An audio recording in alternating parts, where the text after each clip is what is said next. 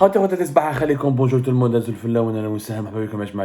j'espère que vous êtes bien réveillés, que vous avez bien commencé votre journée, que tout se passe bien pour vous et que vous tenez le coup parce que je vais vous apprendre une mauvaise nouvelle. Voilà, je vais vous apprendre une mauvaise nouvelle. Vous savez très bien que nous sommes le 7 mars 2023 et normalement le 23 ou 22 mars prochain, nous allons commencer le mois béni du Ramadan. Ramadan Mubarak, sauf que le Ramadan de cette année 2023, je peux vous le dire dès maintenant, il sera un Ramadan rouge. Les Algériennes et les Algériens vont passer un Ramadan rouge. Je dis bien un Ramadan rouge, un mois hyper difficile et compliqué, parce qu'il sera le mois le plus cher, et là le plus cher, le plus excessivement cher, et le mois le plus compliqué pour le portefeuille des Algériennes et des Algériens. Et les ménages algériens, les foyers algériens seront durement affectés par la cherté de la vie en Algérie. Et les prix en Algérie sont anormalement élevés. Je vais vous montrer des documents encore une fois. On va essayer de vous expliquer scientifiquement et de façon pédagogique pourquoi ça se passe mal en Algérie et pourquoi ça va se passer encore plus mal pour le mois de Ramadan 2022, 2023 plutôt. On parle du Ramadan 2023, le prochain Ramadan. Inch'Allah, Rabbi Khajalina bal khair, et que Dieu soit aux côtés des pauvres et des nécessiteux, parce que même les plus forts ne vont pas s'en sortir facilement face à cette augmentation des prix tout simplement incroyable des produits de large consommation. Alors, comme un document officiel. Encore une fois, ça c'est l'indice des prix à la consommation de l'Office national des statistiques que nous avons utilisé régulièrement pour les émissions des articles d'Algérie Part pour expliquer des problématiques où il y a les dessous de l'inflation en Algérie, la cherté de la vie et l'augmentation excessive des prix de produits de large consommation. L'indice des prix à la consommation est fait par l'Office national des statistiques, un organisme gouvernemental algérien, donc c'est une source officielle, ce n'est pas une source étrangère. C'est ni le Maroc, ni le Qatar, ni Israël, ni la France, ni l'Espagne, comme ça. C'est un organisme gouvernemental algérien, rattaché au gouvernement algérien. Il était rattaché au ministère des Finances jusqu'à 2020, avant qu'il soit rattaché à un ministère délégué chargé des statistiques. L'indice des prix à la consommation, chaque mois, il prend entre 250 à 260 produits de large consommation. On appelle ça le panier de la ménagère. Il mesure le rythme d'évolution des prix de ces produits, de ces 260 produits, sur l'espace, sur une période d'un mois, une période mensuelle. Hawlik, document officiel. Là, on parle de l'indice des prix à la consommation, dans le mois de janvier 2023. Donc, ce sont les derniers chiffres sur l'inflation en Algérie, les chiffres officiels, hein, pas officiels. Et encore, les chiffres officiels, on peut les relativiser, on peut les remettre en cause, parce qu'on appelle comme le gouvernement algérien, le régime algérien n'a pas une culture de la transparence, et souvent les chiffres, les véritables chiffres dérangent. Mais déjà, ces chiffres officiels en soi sont hyper inquiétants. Nous sommes au mois de janvier 2023, c'est-à-dire que ce sont les derniers chiffres, les chiffres les plus récents, concernant l'ampleur et l'évolution de la cherté de la vie dans notre pays. Je vous les prix ou les larros.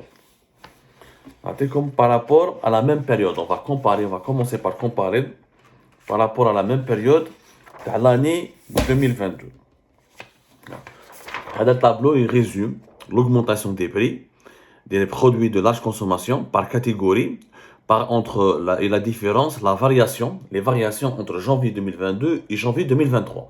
Janvier 2023, il y a eu février, il y a eu mars. Donc, les chiffres de janvier 2023 préfigurent déjà de ce qui va se passer en ce mois de mars, parce que quand les prix augmentent, ça redescend pas facilement au bout d'un mois. Au contraire, avec le contexte mondial que je vais vous expliquer tout à l'heure et les paramètres économiques objectifs que je vais vous expliciter dans un petit moment, vous allez comprendre que ces prix-là vont s'aggraver encore plus dès le début du mois de Ramadan, où il y a toujours une pic de consommation qui s'explique par le carême, par le jeûne du Ramadan. C'est habituel, c'est une tradition, c'est logique, c'est un comportement tout à fait logique.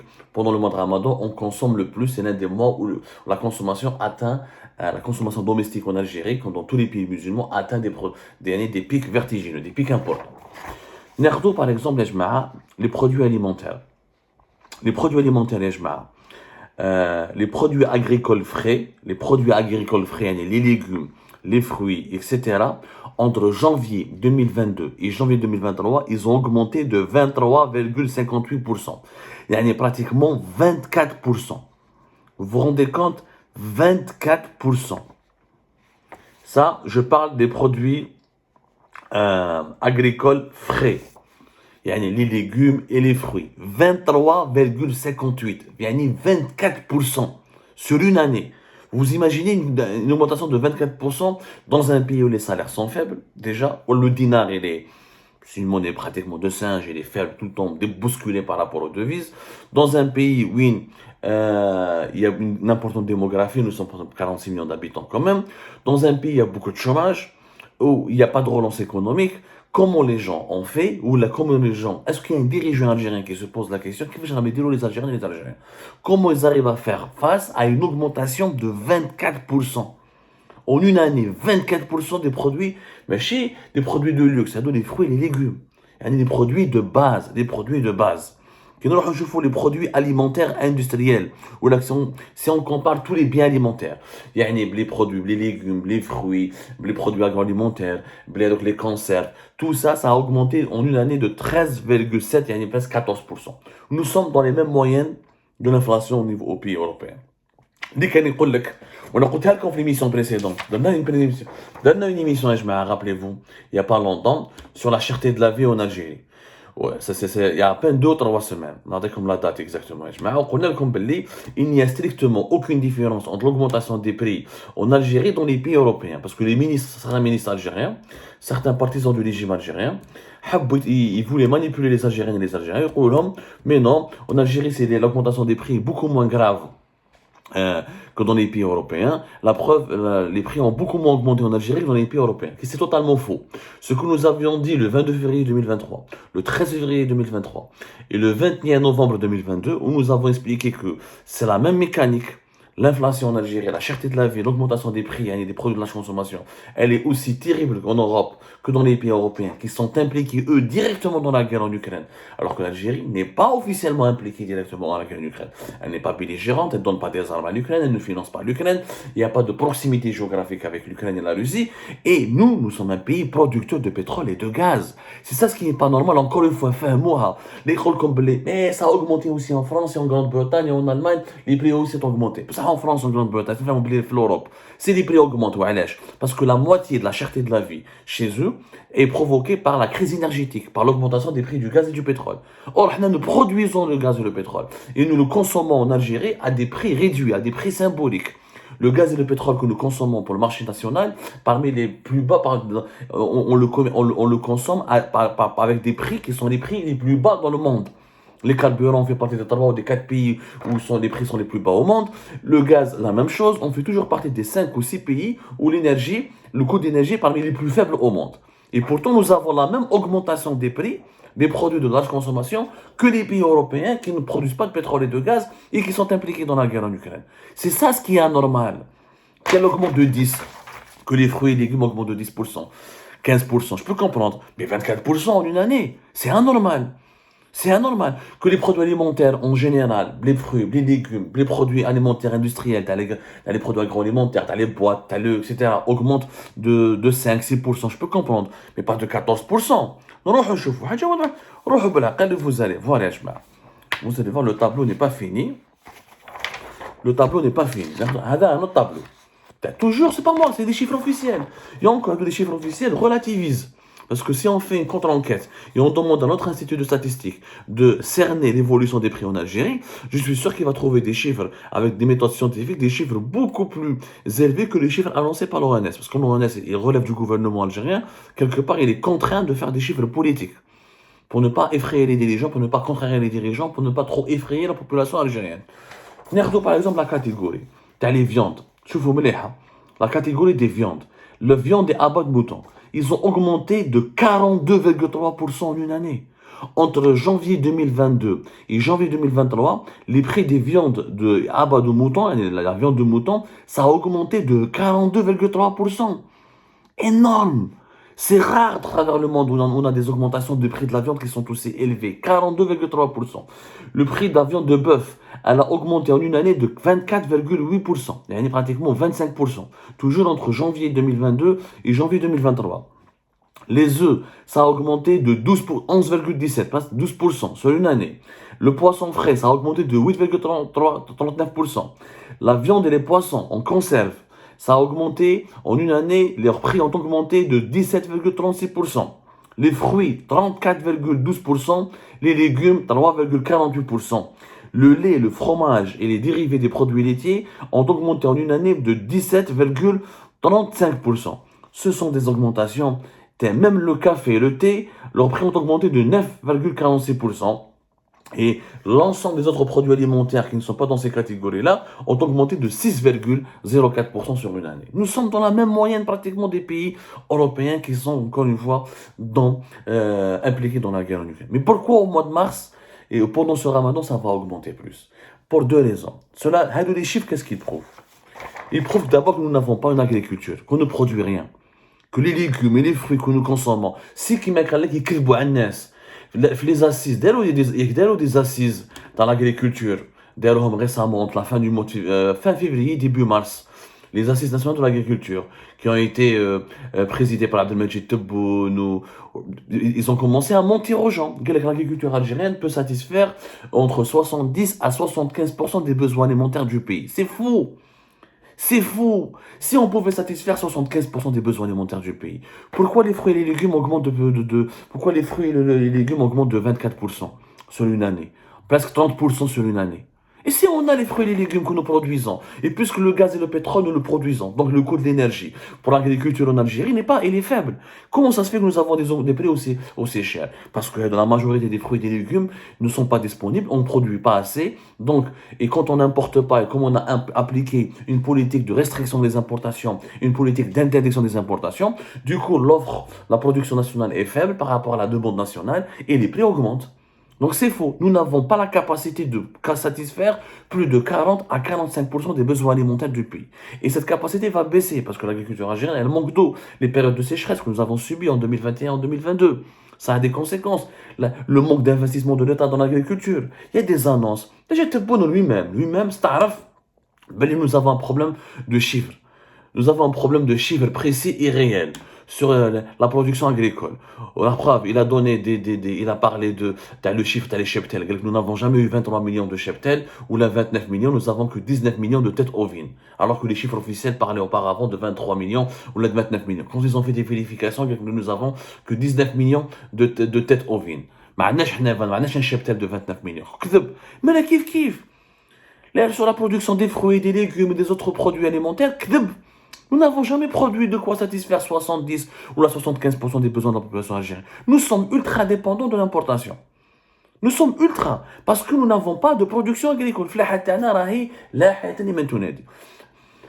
Le foncier agricole, il est souvent reloué et loué, il est souvent saccagé, il est souvent abandonné, il n'y a pas assez d'investissement, les projets initiés ont été mal gérés, et du coup, notamment l'impact de la crise politique de 2019, l'impact de l'échec de plusieurs investisseurs étrangers qui ne sont pas venus, et que des promesses, que les Américains vont venir faire des fermes, que les Qataris vont venir, que les Chinois vont venir, personne n'est venu, les promesses théoriques. Là, le résultat, il est là. Nous ne produisons pas nous ne produisons pas assez pour faire nourrir notre population.